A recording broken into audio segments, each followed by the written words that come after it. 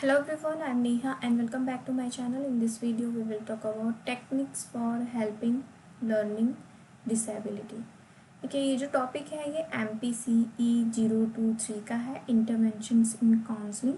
सो इससे पहले हमने लर्निंग डिसेबिलिटी के बारे में डिस्कस किया था। What is learning disability, casual factors क्या हैं, इसकी नेचर एंड कैरेक्टरिस्टिक्स क्या हैं, इसके बारे में डिस्कस किया था। अब इस वीडियो में हम डिस्कस करेंगे techniques for helping learning disability.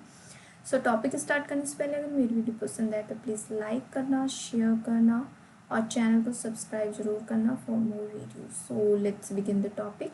So techniques for learning disability काफ़ी सारी बुक्स में मेंशन है, तो वन बाय वन हम इसको डिस्कस करेंगे। फर्स्ट है बिहेवियर मॉडिफिकेशन अप्रोच, सेकेंड है साइको एनालिटिक अप्रोच, थर्ड है इंडिविजुअलाइज इंस्ट्रक्शनल अप्रोच, फोर्थ है multi sensory approach and fifth है self instructional approach and next है टेक्नोलॉजिकल अप्रोच। तो वन बाय वन हम इसी के बारे में हम डिस्कस करेंगे। सबसे पहला आता है बिहेवियर मॉडिफिकेशन अप्रोच। इस अप्रोच या टेक्निक्स के थ्रू बच्चों का जो लर्निंग डिसेबिलिटी जिन बच्चों में होती है उनके बिहेवियर में मॉडिफिकेशन किया जाता है। ठीक है, by reconstructing and reorganizing environment condition, providing opportunity for modification and change in behavior using proper reinforcement. अब ये जो चेंजेस किए जाते हैं इन सबको यूज़ करके कुछ टेक्निक्स हैं उसको यूज़ की जाती हैं इन चेंजेस के लिए। ठीक है, जैसे कि टोकन इकोनॉमी। टोकन इकोनॉमी में क्या किया जाता है, बच्चों को एक तरीके से ये जो हमने बात की है ना यूजिंग प्रॉपर रेनफोर्समेंट, तो वही रेनफोर्समेंट एक दिया जाता है। ठीक है, अगर वो कोई भी अपना वर्क कंप्लीट कर लेते हैं, ठीक है, तो उनको एक बैच दिया जाता है। ठीक है, अगर कोई वर्क कंप्लीट कर लेते हैं तो उनको चॉकलेट्स दी जाती हैं। ठीक है, इस तरीके से उनको टोकन दिया जाता है। और समटाइम्स क्या होता है कि उनको कुछ टोकन भी दिए जाते हैं जिसके थ्रू वो अपने पसंद की चीज़ों को भी खरीद सकते हैं। ठीक है, ये टोकन इकोनॉमी के अंडर में आता है। ठीक है, पॉजिटिव रेनफोर्समेंट भी थोड़ा सा टोकन इकोनॉमी की तरह ही है, लेकिन ये जो घर पे पेरेंट्स होते हैं वो भी कर सकते हैं। ठीक है, making their favourite dish after they finish their homework, taking them to a park if they clean their room, clapping and cheering them every time they solve a math problem, complying with a request if they ask you politely। ठीक है, ये सारे positive reinforcement है जिससे बच्चों के behaviour modification में help होती है। ठीक है, नेक्स्ट एंड लास्ट टेक्निक है time out procedure. Time out procedure एक डिसिप्लिन टेक्निक्स है for misbehaviour in 2 to 5 year olds के जो बच्चे होते हैं, अगर वो मिसबिहेव करते हैं तो उनके लिए ये टेक्निक्स यूज़ की जाती है। इसमें putting a child in a boring और quiet place for a few minutes to correct a misbehaving, आप इस पिक्चर में देख सकते हो।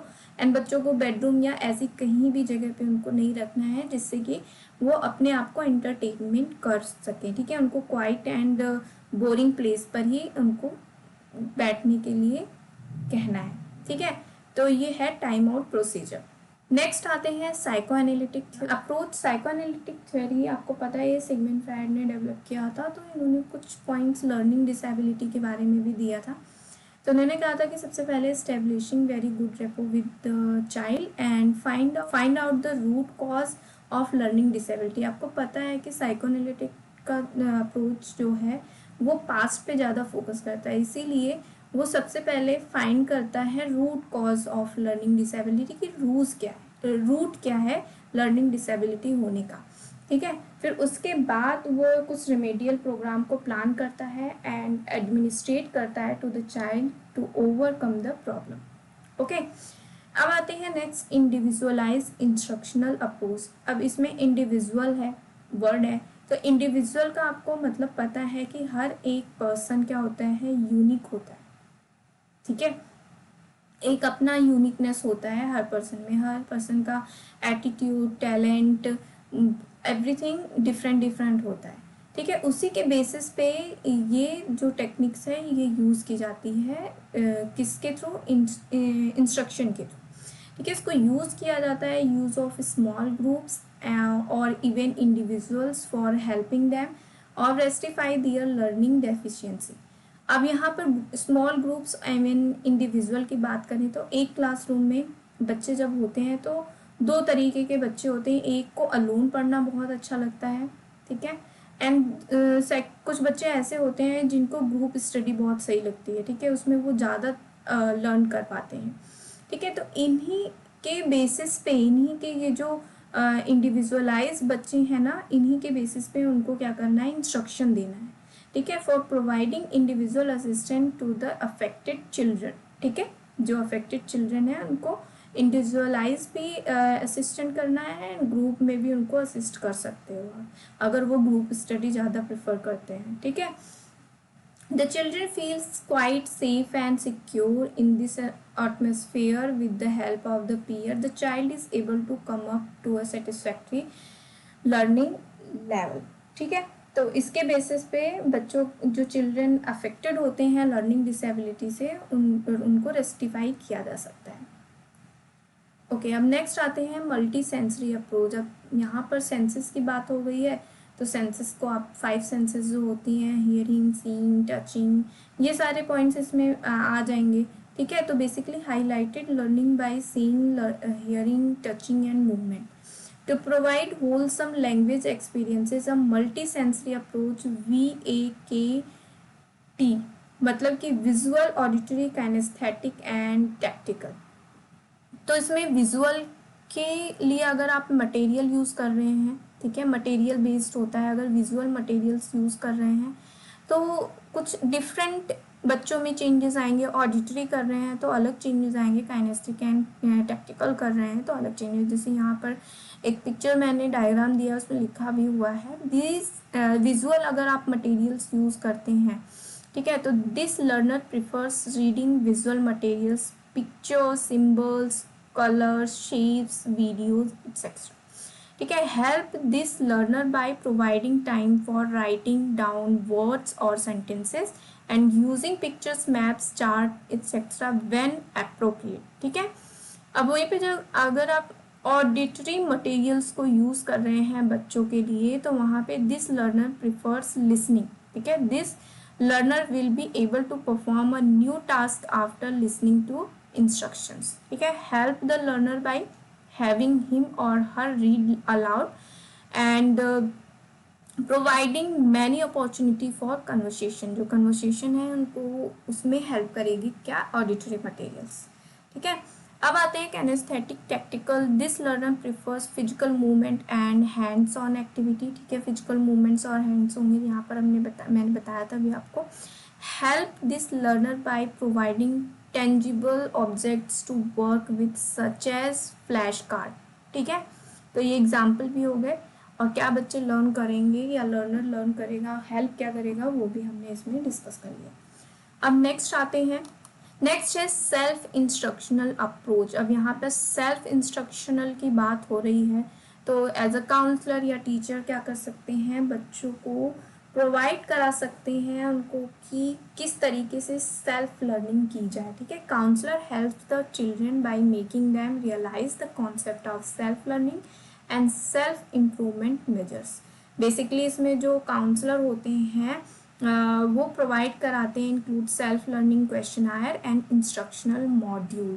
ये टीचर्स के हेल्प से भी किया जा सकता है, बट अगर बेटर आउटकम्स चाहिए तो बेसिकली गाइड किया जाए काउंसलर के थ्रू ही, ठीक है, बेटर आउटकम्स के लिए। ओके, तो जैसे कि सेल्फ इंस्ट्रक्शनल की बात कर रही है कि आप जिस यूनिवर्सिटी से, मतलब ओपन यूनिवर्सिटी से MAPC कर रहे हैं, तो उसमें सेल्फ इंस्ट्रक्शनल अप्रोच भी यूज़ की जाती है, से आपको आपकी स्टडी मटेरियल्स प्रोवाइड किया जाता है, ठीक है। स्टडी मटेरियल्स में आपके सब्जेक्ट से रिलेटेड तो चीज़ें होती हैं, आपके प्रैक्टिकल की हैंडबुक होती है, ठीक है, उसमें प्रॉपर गाइडेंस रहती है, फॉर्मेट आपके जो किस तरीके से आपको बनाना है, कौन कौन से प्रैक्टिकल हैं, आपका प्रोजेक्ट वर्क, आपकी इंटर्नशिप, ये सारी चीज़ें आपकी सेल्फ इंस्ट्रक्शनल अप्रोच के अंडर में आएंगी, ठीक है। ऐसे ही बच्चों को भी गाइडेंस दी जाती है।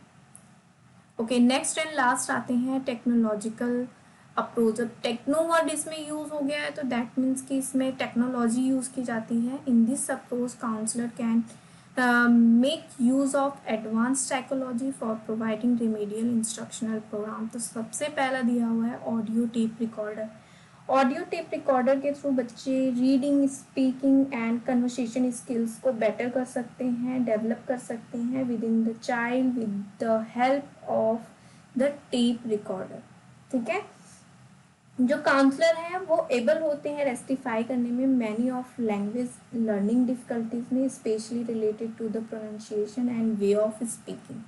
ठीक है, अगर बच्चे में ये प्रॉब्लम है लर्निंग प्रोनाउंसिएशन और किस तरीके से बात की जाए, तो वो ऑडियो टेप रिकॉर्डर बहुत ज़्यादा हेल्पफुल होता है।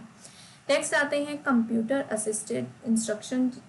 इसको तब यूज़ किया जाता है कि जब कोई बच्चा जो है वो सीवियर लर्निंग डिसेबिलिटी हो उसको, and difficult to follow classroom teaching and text book, तो उसके लिए हाइपर टेक्स्ट टेक्नोलॉजी, ठीक है, hyper text technology and second है हाइपर मीडिया टेक्नोलॉजी।